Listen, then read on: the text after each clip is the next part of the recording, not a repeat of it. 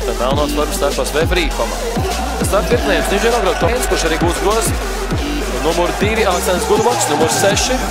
Spiediens uz spēlētāju Bombus, Kaspar Vecvagar, kļūdās Vebs un Sims Sandervēn. Vefrīdās, tad numur 33 Mārtiņš Meijers, numur 22 Armanš. Pirmā ceturtajā Liepāja vienbrīd arī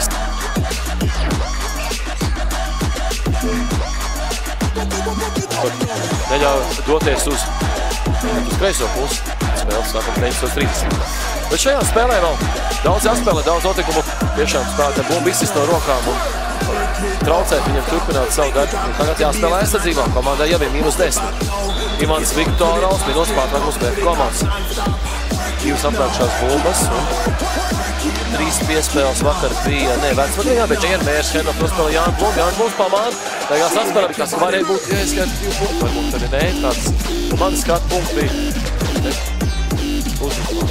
Sims Sandervēn, kas varbūt būtu tikai pirmā piezīme šajā ceturtajā ir sekmīgā aizsardzībā, un tad arī par uzvaru varētu pacīgs arī. Tagad atgriežas laukumā, bet komandai apdūst Gadīs, un šodien punktu nav, bet Gaisiņu nospēlē Nižņelograd, izspēle plus Deandre Keina.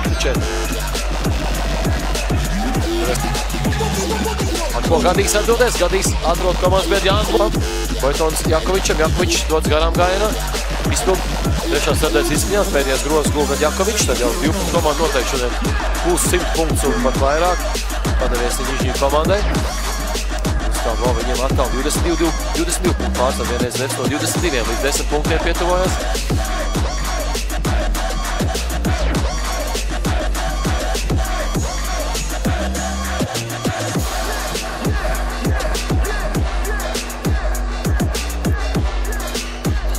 Jau Ivans Repkovs tālāk. Piespēles groza Apečkinam.